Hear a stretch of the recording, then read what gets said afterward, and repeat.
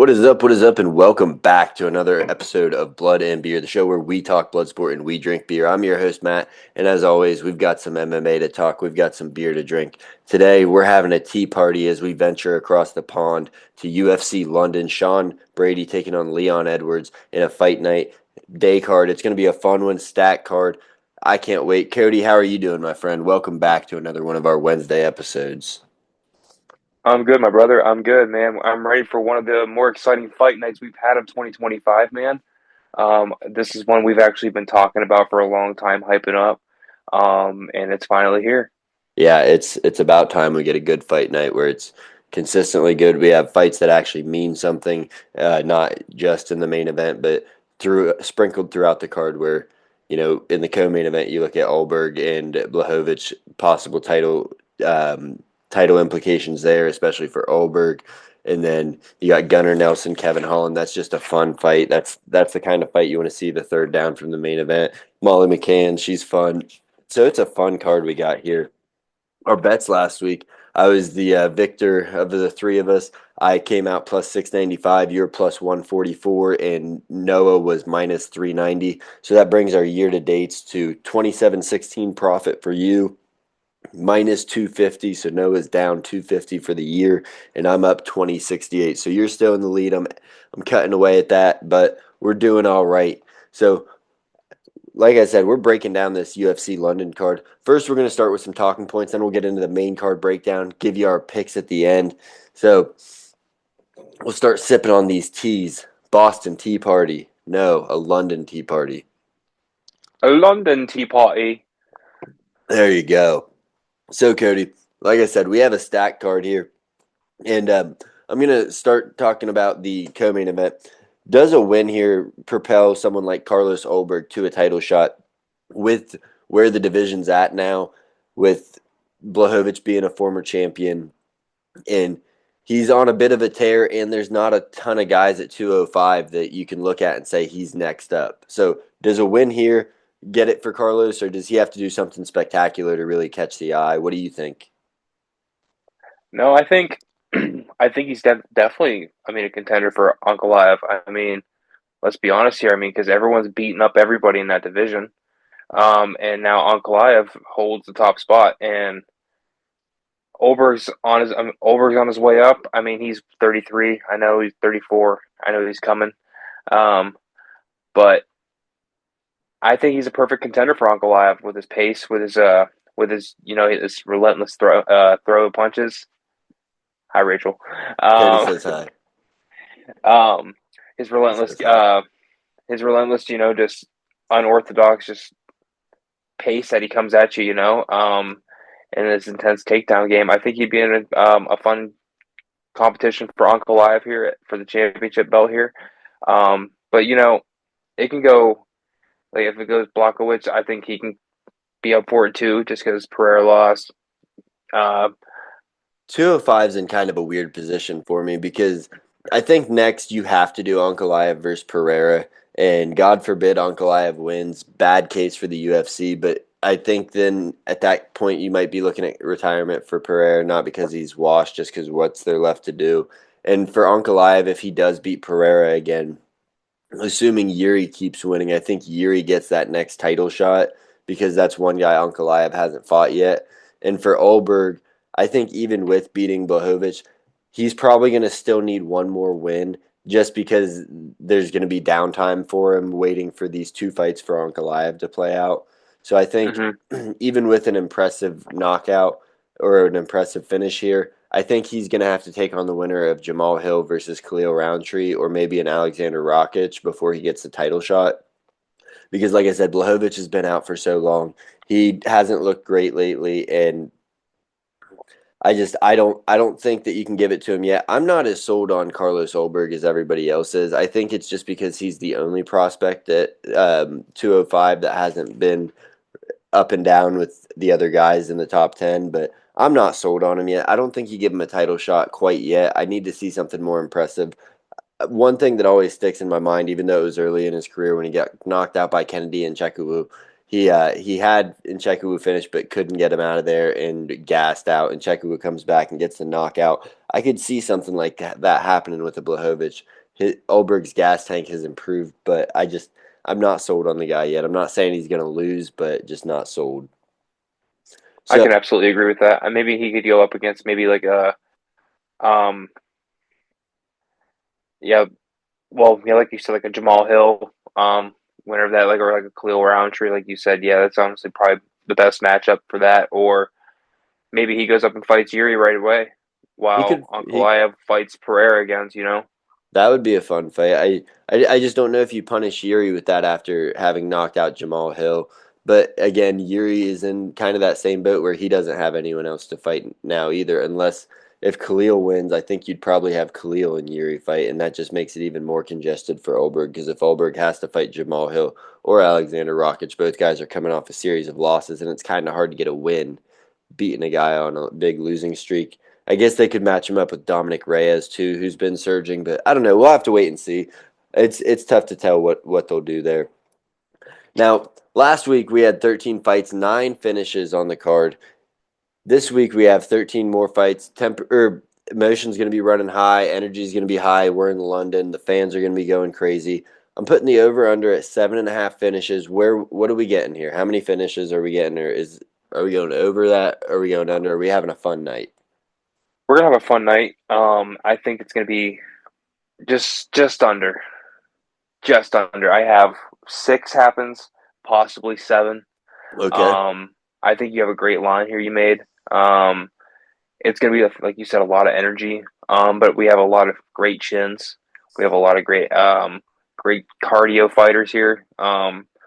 So I think a lot of these 3 round fights are going to go the distance. But also at the same time, I think a lot of these main card fights could be finishes.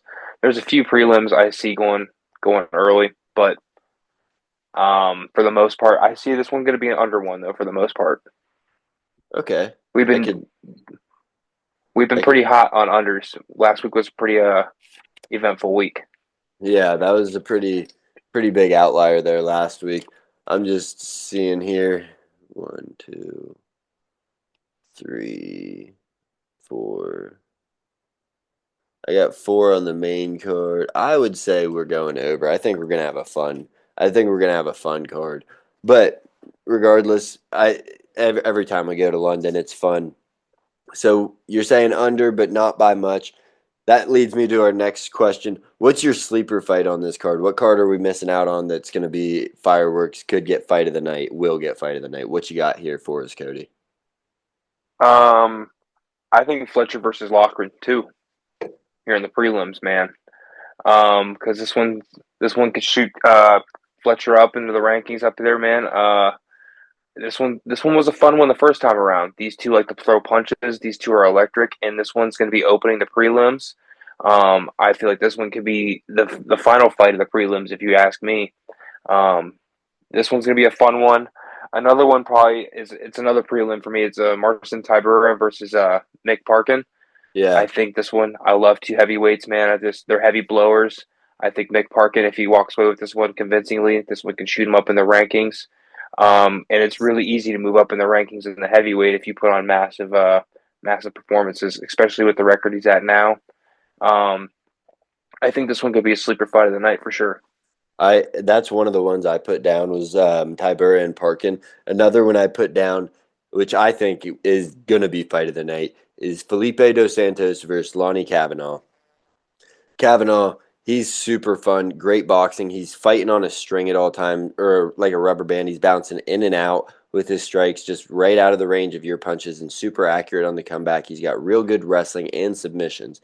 Dos Santos is a dude that's been overlooked by the UFC fans, odds makers, everybody since he's come to the UFC. He's lost 2 fights. He's won a couple also, but when he goes out there, he's just making it a war every time. He's constantly in your face, constantly moving forward with pressure. He hits hard. He's got a chin. He's got good ground game as well. He can work off his back.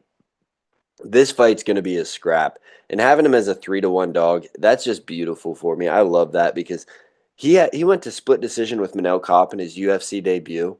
And that fight was a war. I wouldn't have given it to him, but split decision with Kopp, just being able to hang in there with a guy that punches like that on short notice, it was. And he fought. Cop's game. He wasn't wrestling him. That's going to be a fun ass fight. So that'll lead us to our main event question here.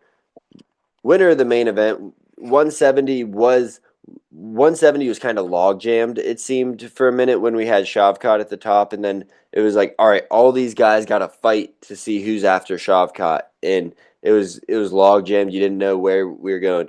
Now that Shavkat's kind of out of there, he'll probably have to fight again because he pulled out due to injury. We got JDM stepping up. Division's wide open with Shavkat having to fight again. Does the winner of this fight get a title fight against Bilal or against JDM, or do you think it's someone else? Or I think it's my opinion on this one is it just depends on what kind of finish it is or what kind of fight it is. If it's a domination, if it's like a statement made, you give it to him, either guy. But if it's just they eked out a decision, maybe you look at a Joaquin Buckley, maybe you look at winners of the next big matchups that you make at 170. That's the way I see this. But they like to give former champions the benefit of the doubt with Leon Edwards, and Sean Brady has the history with Bilal. I don't know if they give it to him, but I wouldn't hate it. I don't think it's a guarantee. What do you think on that one? Um, I see them if Leon walks away with it being him. He held about three consecutive fights, then lost to Bilal in that unanimous decision. I mean, he got pretty manhandled. He showed his weakness in that one pretty bad. Yep. Personally, I think I could see another Edwards Bilal too. Headlining maybe like a 318, not 318, yeah, 318, 319 possibly, maybe a 320. Um, you could do that, or like you said, if Brady wins, I don't see it being him. I see it being JDM then being for the title. Well, JDM's fighting next. Oh, is he for the title? Yeah, he's fighting Bilal at 315. Oh, That's who perfect stepped. then. Yeah, so that's why I kind of think it's blown wide open because before the guys on that JDM, the Ian Gary, the Joaquin Buckley, and Sean Brady, they're That's all on that. perfect then. Yeah, absolutely. Then they're next up then. Absolutely. Yeah, I think the because at this point I know him and Bilal have that history, but I think JDM might walk away with that fight. Looking at JDM's little fight history, and I think how he is. I know Bilal's a grappling fucking mastermind, but yeah. I mean, you look at the matchup, and on paper, you're like matchup wise, Bilal should smoke JDM. JDM has good takedown defense, but he does get taken down, and he struggles with the wrestling. He's a good boxer, but then you look at other things like the age of Bilal. He's older. I think he's 38 now. JDM's mhm. younger. Guys at over 35 at 170 and below, they fall off a cliff fast. Bilal was only one of three fighters over the age of 35 to win a title fight against someone below the age of 35. So there is that factor, but that'll be a fun fight. I'm just not a Bilal fan as a person. He's such a. It's just like listening to One of this them guy boring fighters, talk. man. Even I don't hate his fight style all the time. The Leon fight was that's what he needed to do. Sometimes I can't stand it because he'll just hold him because he knows he'll get knocked out if he doesn't. But what I hate most about Bilal is the way he acts. Like he thinks he's the coolest guy in the world, and he is just like he's the neon of the UFC. That little dorky Indian streamer guy. You know who I'm talking about? Oh yeah, That is cringe. Bilal Muhammad for the UFC. Is that like this little dorky guy that thinks he's cool, and I'm not for it. Like, and he thinks that he's just the shit, and people cannot stand him because he's so unlikable. But regardless, whatever. So you say yes, I say we got to wait and see because I think a guy like Joaquin Buckley, he goes out there and gets a knockout in the next couple months. You give it to him. He's fun as hell. He's on a huge tear. I think he's 6 or 7-0 at 170. Yeah, at 170. Ian Gary, if Ian Gary just needs one win and he's getting that title fight. So, but we'll move on to the next question. We've had dogs biting left and right this year, and we've been cashing on them pretty well. Our eyes have not deceived us. So I'm going to give the over under four big dogs on this card. Do they cash? Do they not? You can pick any dogs, just four dogs. Are they cashing? Nah, I have three dogs, Cash and Max, and they're not even big dogs. They're like minus 105 dogs. They're Oh not crazy man, dogs because I know you like the plus 300. Um, I know you possibly said that. Who was it? Let me find here real quick in my notes. That's right. You possibly said Duncan could get the win at plus 320. I Um, did. so there's some, but I just after doing my research and reading up on the matchups and watching a little bit of tape, I don't see it. I see it being right at three dogs.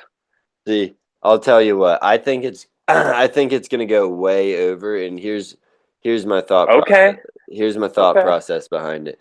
Because I'm not saying it will, but we look at Callan Lochran, who's I won't even call him a dog. We'll skip past that.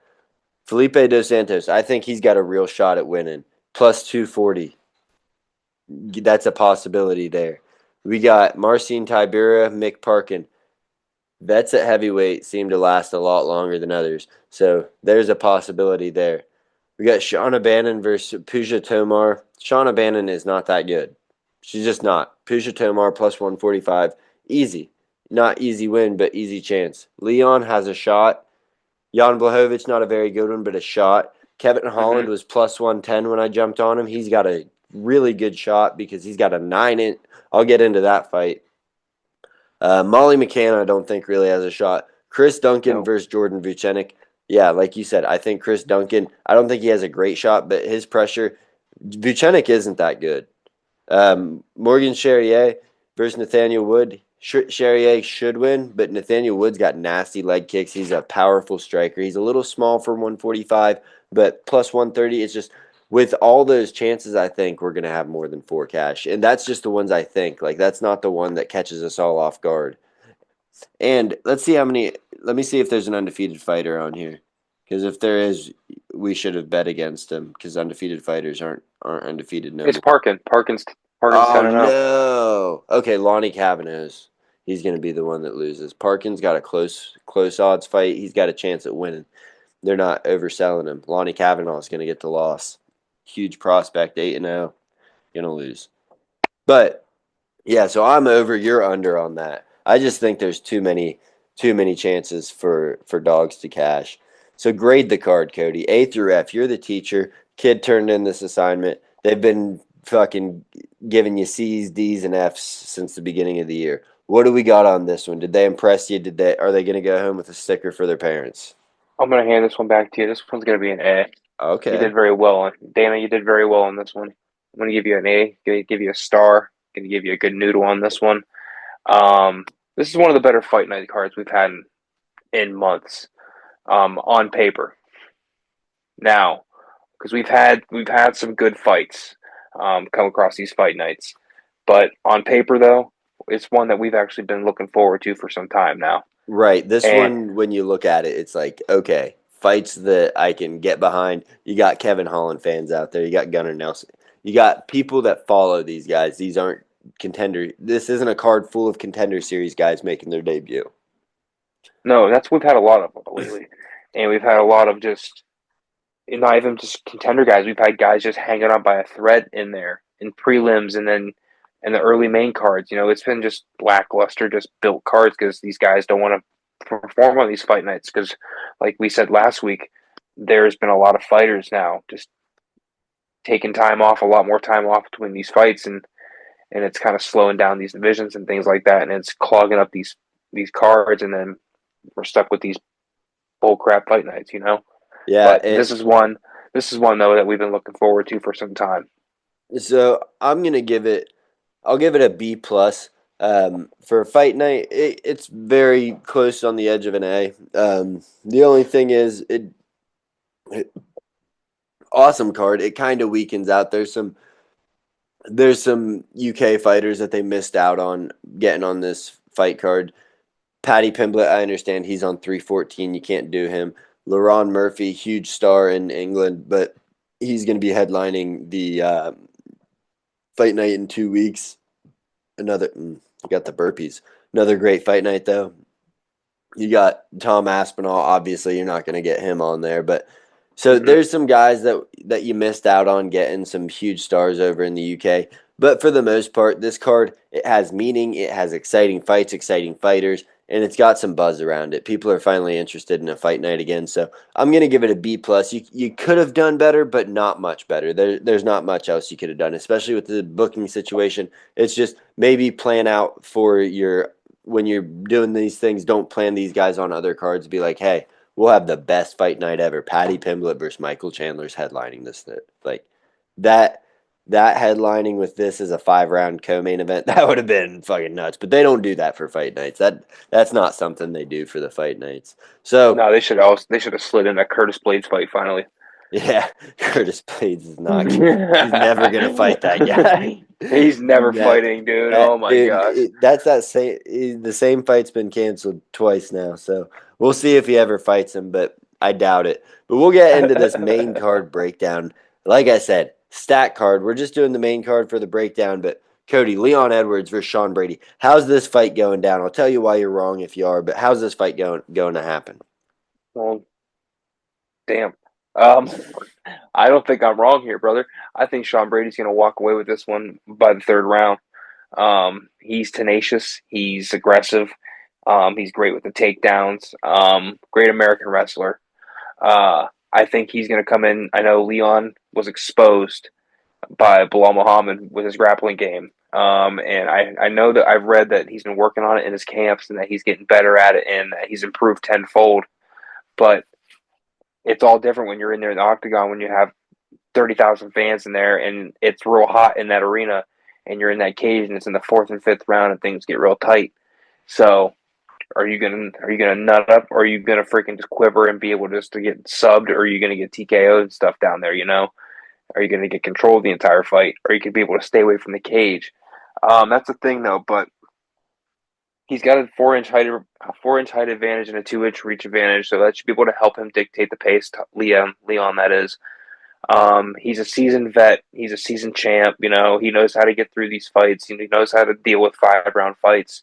So he's one of them guys that you can't always just count away. Odds makers see it being at like a what plus 138 or around that right now. Yeah, I think I had him at plus 130 when I was betting, but it's like right now, ESPN, who's always about 10 to 20 points off, but they have it at plus 130 minus 155. So Mm-hmm. So it fluctuates. Yeah, here I have it written down as plus 138. That's what because you've been having me follow DraftKings now for the better odds, so that's where I'm going. Um, and it is. but I mean, he's coming off the unanimous decision loss to Muhammad. I mean, the only thing is he's got a 2 inch. He's got to use up the 2 inch southpaw early on in the rounds to dictate the pace, get the early rounds. Because if he doesn't get the early rounds, then I just see Brady walking away with this, which I do see Brady winning. Because he does like to come at you early because that's his thing. He likes to initiate pressure. His biggest, and he's got great power early in the rounds, and then later in the rounds, he likes to use his wrestling, use the ground control. He's very smart, great IQ with his wrestling. It's gonna be close. It might be a split if it goes all the way. But I see Brady walking away with this one though, for sure. Yeah, I think so. You're not wrong. I think Brady walks away with it too. Um, Tenacious, great word for him. He's in your face the whole fight. He's throwing short shots. He's shooting takedowns. He's constantly shooting the takedowns. And when he gets you down, he's like a wet blanket. He's strong as hell. He's got Khabib style wrestling where he's going to control your legs. And his jiu-jitsu is phenomenal. He beat Craig Jones in a grappling match. He's like the number 2 jiu-jitsu guy in the world. Beat him in a grappling match. So I think Sean Brady's definitely got the upper hand here. He's got the cardio advantage. He's got insane cardio. His striking has been improving each and every fight. He looked really good in that Gilbert Burns fight. The pace he put on him looked good. Leon Edwards is a striker. Struggles a little bit with the wrestlers, but that's all he's fought for the last Kamaru, Colby, Bilal. For the past 4 fights, he's only fought wrestlers, and that's like the past 4 years, 3 or 4 years. So he is used to this. He's been training the takedown defense for 4 years nonstop. But I just think that even though Leon isn't past that age where you over the hill, I think that his time is kind of past.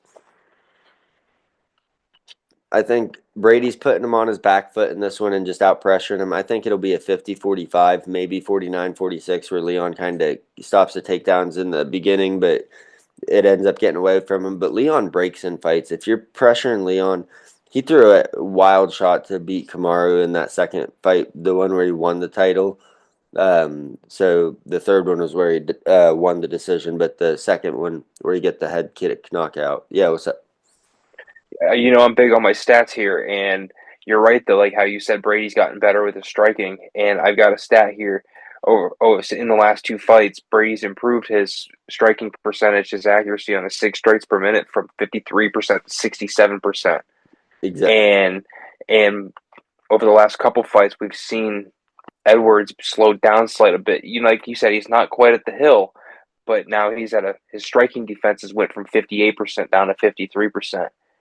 And Leon likes to do a takedown every now and then, but freaking You're not Brady's taking got an down. 80 no, Brady's got an 83% takedown defense, dude. He's not gonna let you get to him. And I feel He's like when he's he's he's given up there. takedowns, he's wanted to so he can create a scramble where he ends up on top. It's like you might take him down, but you're not going to be the one on top because he has such good scrambling and such good top control. I see very few paths for Leon to get the victory here. Um, Now I could be completely wrong, and we could go out there and we could see Sean Brady if he starts pulling the jab when he's throwing. So when he throws and he starts doing this at the beginning, Leon's going to piece him up. If he has hesitation, if he pulls on that jab, he's going to get picked apart for 5 rounds. But I don't think he's that fighter anymore. He's stepping in on short notice, but this dude's always ready. He's been calling for this fight for months. He's happy to step in short notice, so he was ready for it. He was waiting to get called. I'm with you. I guess I'm not. I guess you're not wrong. Other than I don't think he's getting the finish because Leon, even though he does seem to quit when he's getting pressured, he doesn't like being. He's a good hammer, bad nail. He's hard to get out of there. He's like he'll sit there and just kind of squirm around, and he'll let you control him, but you're not going to inflict a lot of damage, and he's going to protect his neck. I don't know if you're getting him out of there, but yeah, I don't see. It's just if he can get through that southpaw 2 inch reach in the first 2 rounds, it's the only thing. Well, and what Leon's got to do is attack those legs early. If he can take Sean Brady's legs out, that's going to stop the wrestling pretty big. The takedowns are going to be a I lot agree. less explosive. Once he gets you down, he's going to have you down. Not going to help. But if you can get the legs to go early, that's going to make all the difference in the world. It is a little harder to do when it's southpaw versus orthodox because you're kicking on the outside, so you have a lot less room to kick, and that straight right's a much better counter because you throw a straight right against the southpaw. So we'll have to see, but yeah, we're same page there. So now we got Jan Blachowicz taking on Carlos Ulberg, the prospect at 205. He's 34 years old though. Is he really a prospect? Fighting out of city kickboxing, this dude. And I'll take command on this one. Jan Blachowicz, former champ, coming off of a draw to Ankalaev, hasn't fought in fucking forever. The fight with Ankalaev was very lackluster. Lost to Glover before that. He's kind of just been hanging around. He got famous during the COVID era when he became champ because of this Polish power that was made up, I think. He knocked out Dominic Reyes, who turned out to be pretty chinny, and he knocked out Corey Anderson, who walked into a straight right. But I don't think he has a ton of power. He's got decent jiu-jitsu, but at his older age, he's losing flexibility, losing that wrestling ability with the loss of athleticism. I think it should be Carlos Ulberg who's going to outstrike him for 3 rounds, maybe get a knockout, but I don't see it really knocking out Jan Blachowicz at this point in his career. But again, he hasn't fought forever. Again, though, like I said earlier in the show, Kennedy and Chekwu gassed out Ulberg. Ulberg looked better against Özdemir, didn't gas out. I don't know. I don't see, and the odds makers got it right. I don't see a huge path to victory for Jan Blachowicz unless the Polish power that was just manufactured to have a star at 205. Like they just made that up. He didn't have one punch knockout power like that. But if that comes out later in the fight, I could see it. But other than that, I don't see him getting a win on points against Ulberg. No, I completely agree with you there. You're not wrong here either, I guess I could say. Because, like you said, I think he's going to outstrike him because Olberg averages 2.2, 7.6 strikes per minute. He's just quick. He's relentless. And I have written down with my notes with him. He's got to keep great cardio, like how you said. Because Blachowicz is a seasoned vet, 40 fights in his UFC career. The dude knows how to go the distance. The dude knows how to pace himself. For Blachowicz, so the thing is, he knows how he's got powerful right hand. And Oberg only has a 50% strike defense, so he absorbs six strikes. So that's the thing is he's gonna have to go at him early uh, with the six strikes to be able to survive in the later rounds.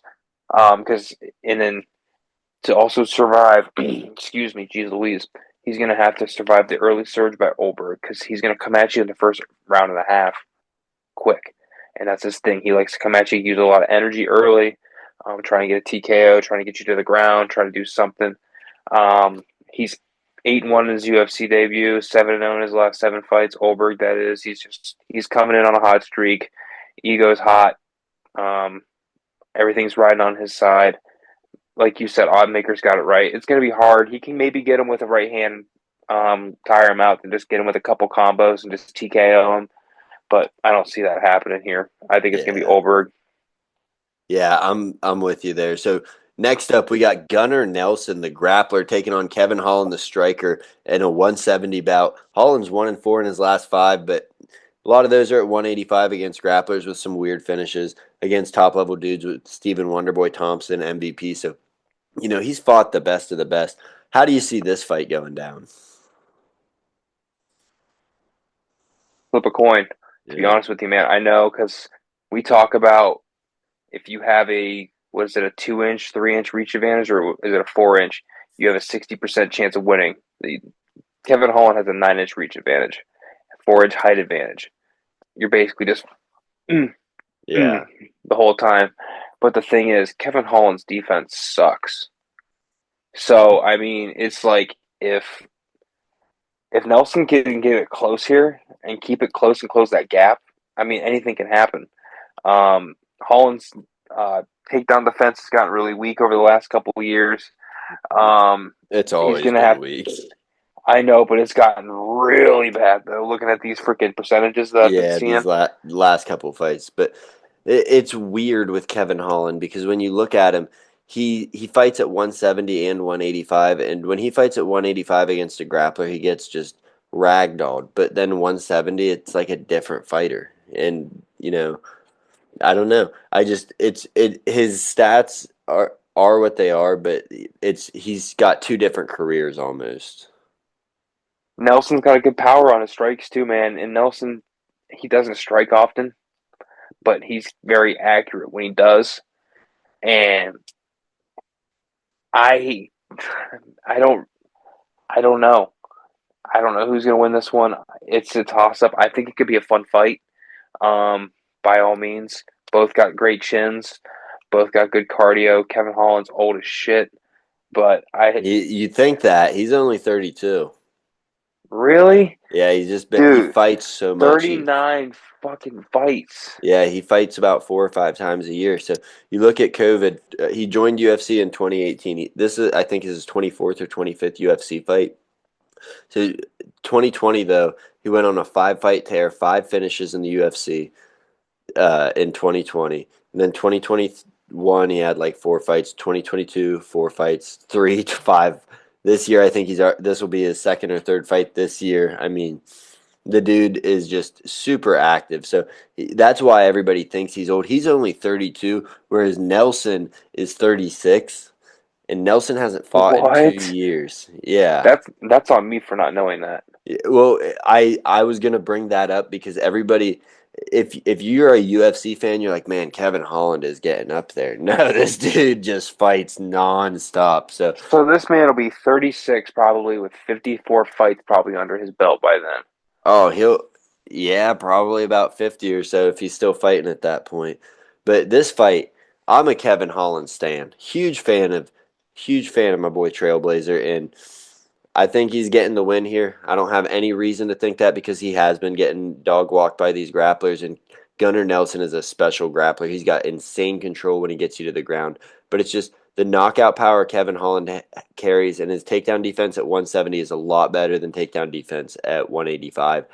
And at the end of the day, these kinds of fights, you roll with your boys, you ride with your boys, and you die with your boys. And we're riding with Kevin Holland. We don't have any reason to think that other than he's our boy. And I'd ride with the American too. If anything, I'm riding with the American too. So I'd yeah, I have mean, to. Iceland, come on, man.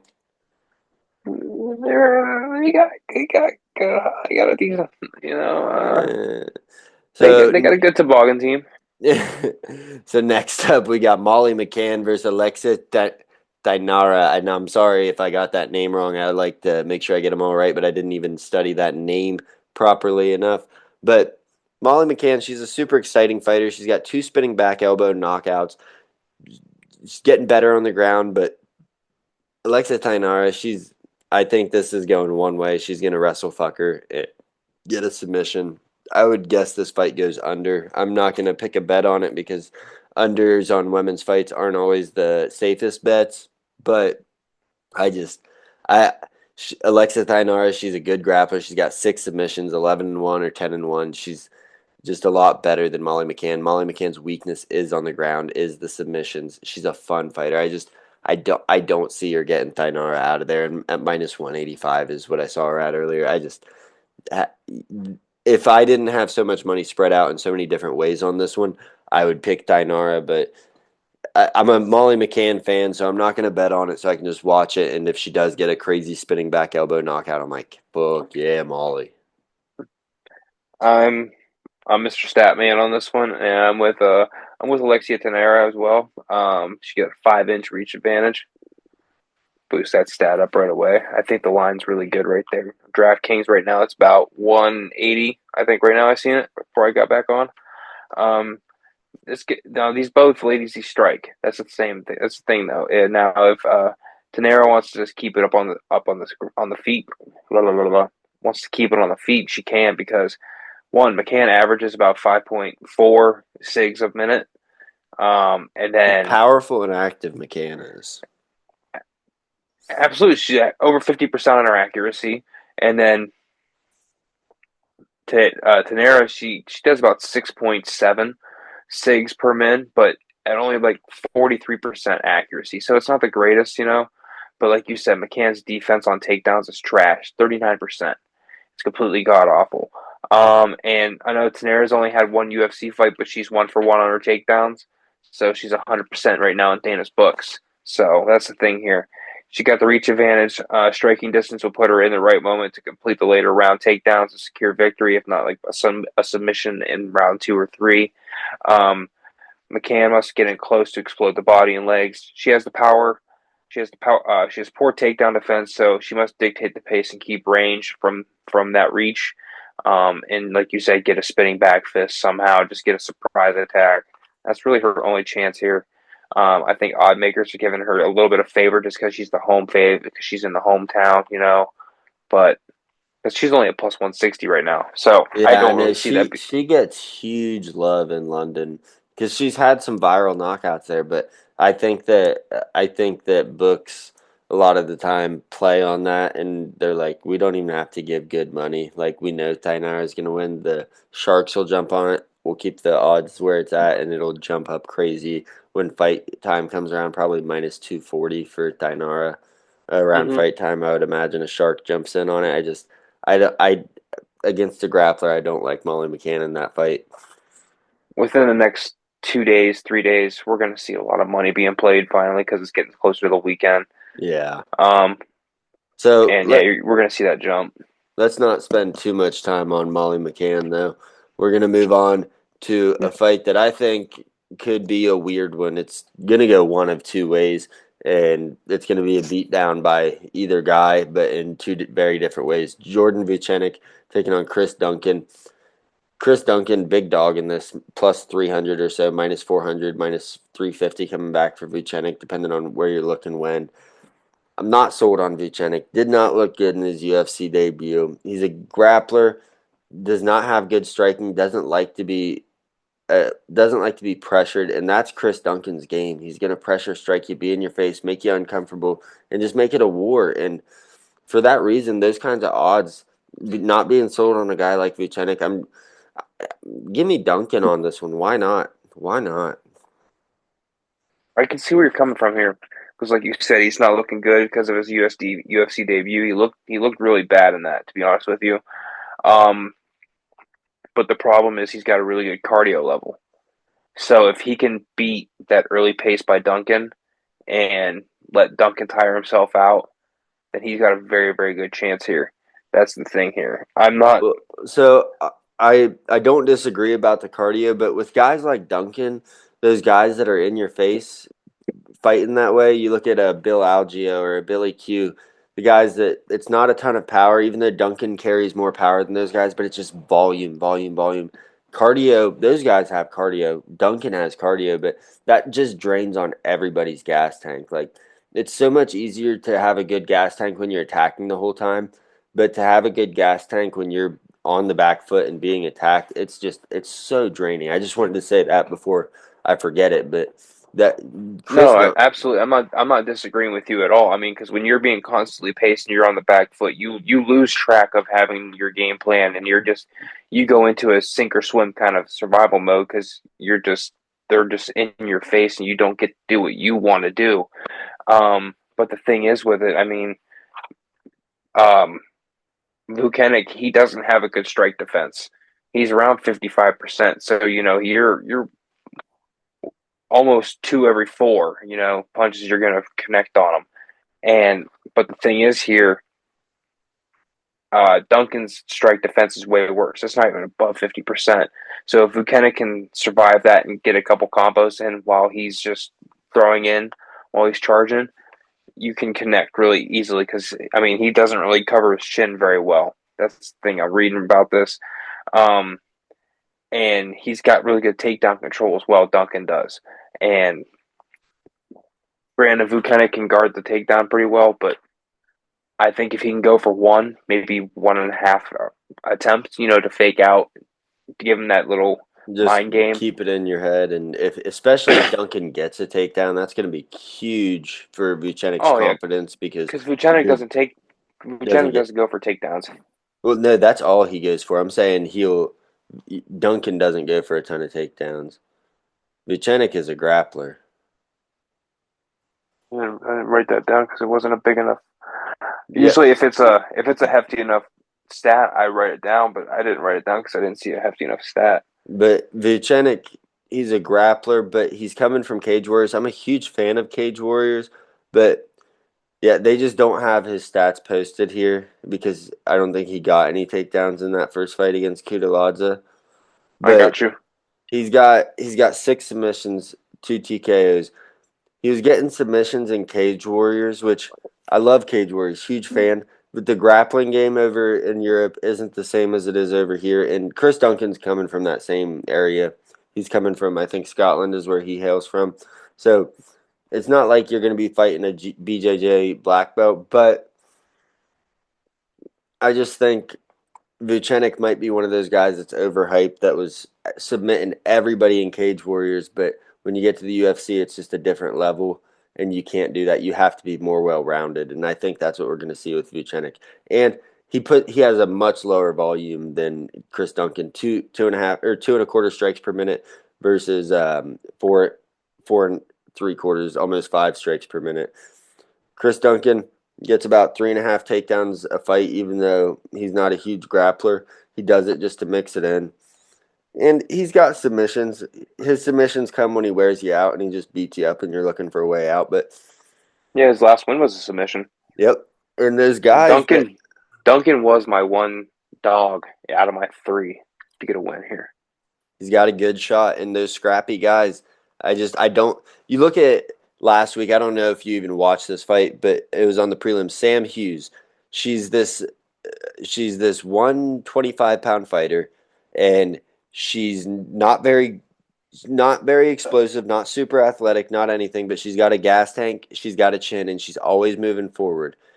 Split decisions nonstop, and she wins them because she's outworking you, even if she's not doing more damage. That's Chris Duncan's game. And I just think that when you got that game, but I also don't think that he's a guy that puts a bunch together in a row. So I don't know if he's gonna be able to continue continue a win after this past one. But oh well, we'll figure it out. We'll see what happens. I can't wait. We got one more before we get into our bets here. We got Nathaniel Wood. He's taking on Morgan Charrier, and Charrier's got kind of a weird record. He's 20-10, but he started out like 2-5 or 2-6.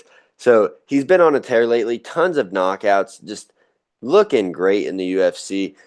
Fun striker, Nathaniel Wood, scrappy guy. He's got good leg kicks. He does all right over in the UK when he fights there. A little bit undersized for the weight class.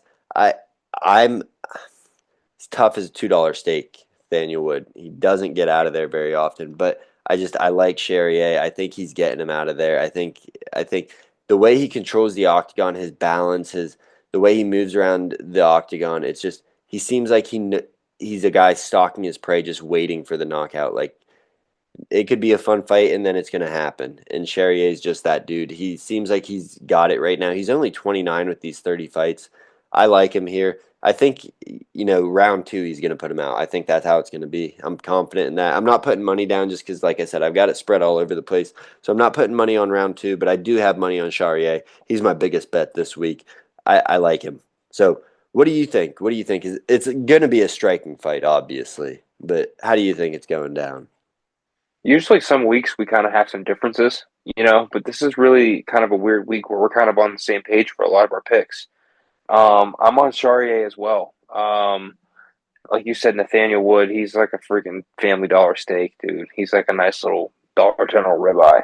Let's be honest here. Ever. He's tough, dude. He's tough, dude. He's fun, man. He's got a chin. He's got good thighs. He's got good legs. He can take the kicks. He can take the punches.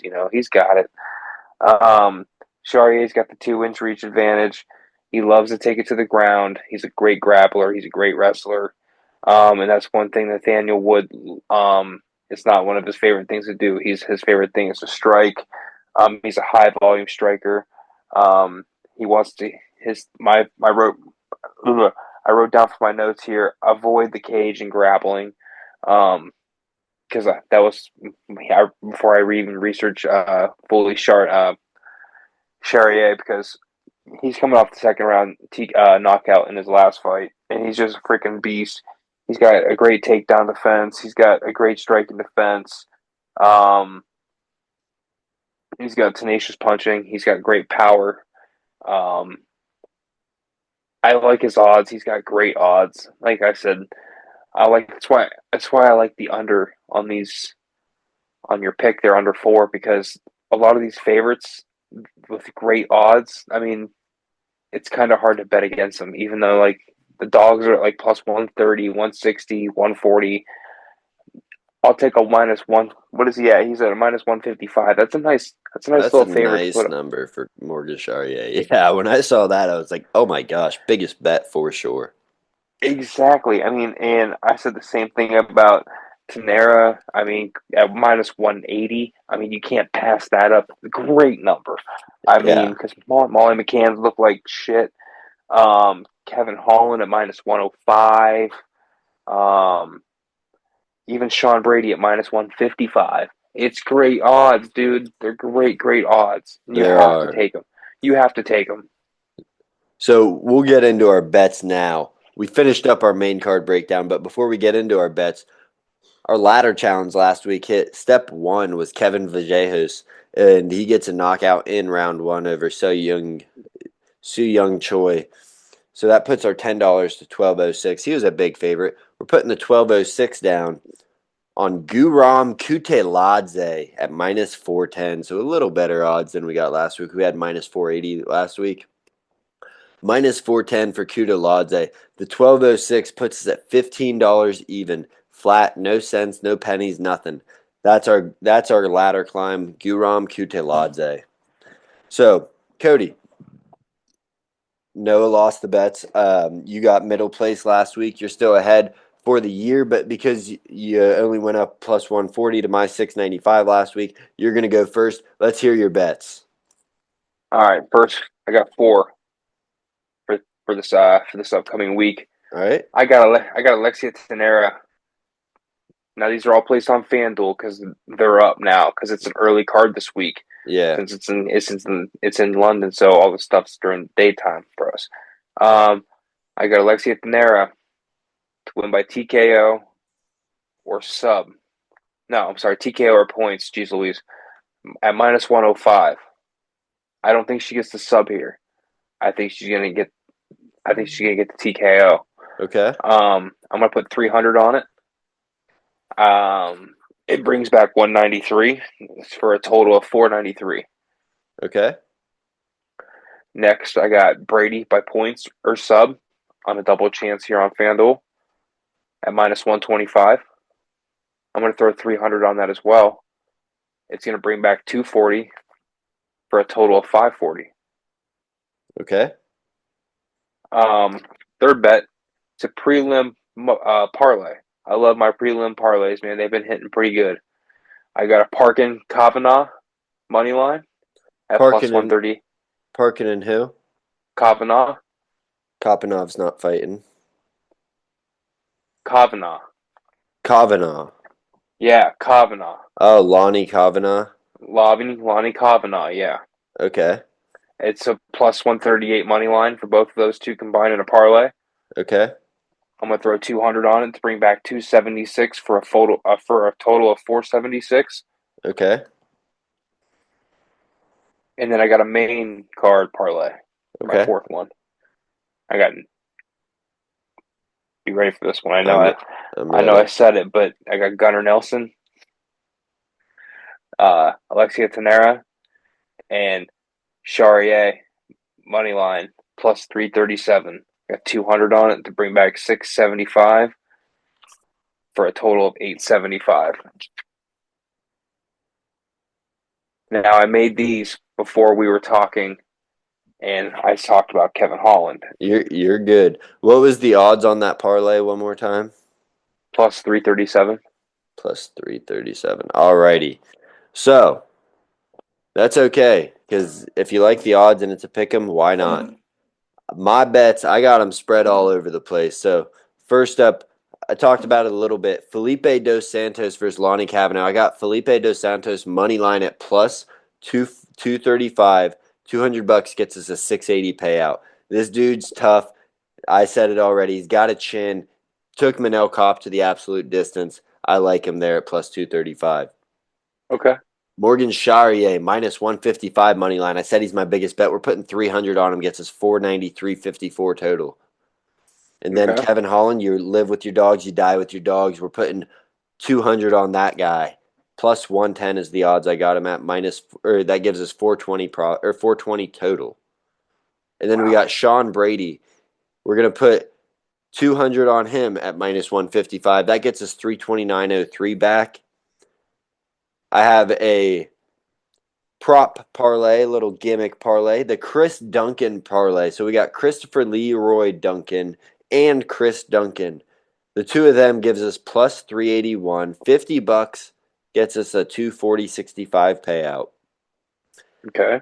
And then finally I have a big parlay here.